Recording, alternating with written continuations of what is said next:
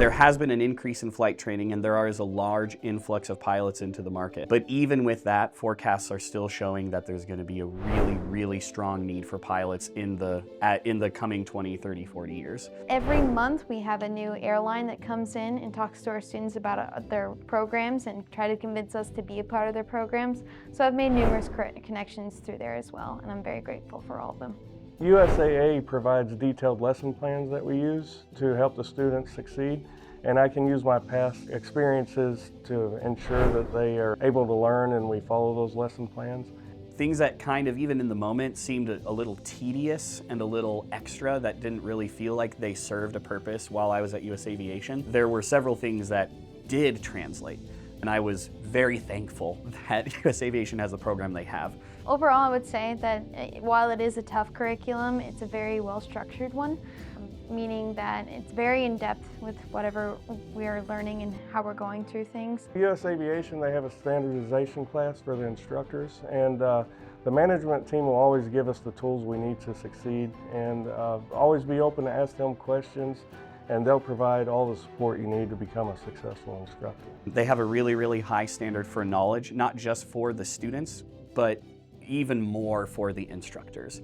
When it comes to a day in the life of the student, I like to tell all of our new students that pretty much an hour in the air is equivalent to 2 on the ground when it comes to studying. So even though you're not here for 8 hours a day, you should be studying in a total of 8 hours a day in order to be successful in the accelerated program. Typical day for me as a flight instructor at US Aviation Academy is I'll wake up in the morning and check my schedule, and I'll see what kind of students I have for that day, and I'll brief lesson plans, and I'll look at forecasted weather. Once I arrive to the school, I meet up with the students and we go over safety briefings and weight and balance and aircraft maintenance status. Sometimes there's breaks during the day, and I'll go back to my apartment and then come back to the school, because some students need to fly in the mornings, some in the afternoons, and some in the evenings. We use this program that we call FSP, it stands for Flight Schedule Pro, and it's pretty much the czar of our entire school here at the Academy. You can go in and get a lot of information on that site, from reservations to documentations to information about your plane, your instructor, so on and so forth.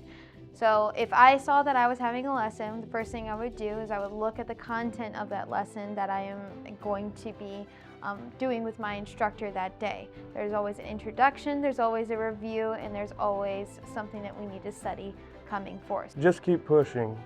You're going to have some days that it seems like the goal is unattainable, and but there are plenty of support systems, whether it be your family, your friends, or the instructors at US Aviation Academy.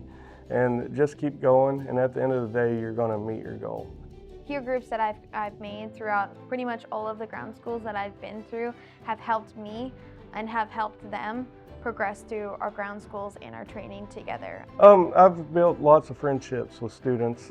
We have to keep the training serious, but I like to have fun with them in the airplane, because this is, it could be stressful in the aircraft, but I always try to lighten the mood. I have a list of dad jokes, you know, if they're kind of stressing out. Some students tend to look up to you, so I ensure that I'm always coming to work with a nice uniform and acting professional. The path that I took was to be an instructor and then go into the airlines. At the airlines, you're actually doing the job we've been training for, right? Just getting to do the job that we had been training for is its own reward, because you get to see things that you've never seen before. You just get to be in the moment and do what you've been training for and just enjoy it.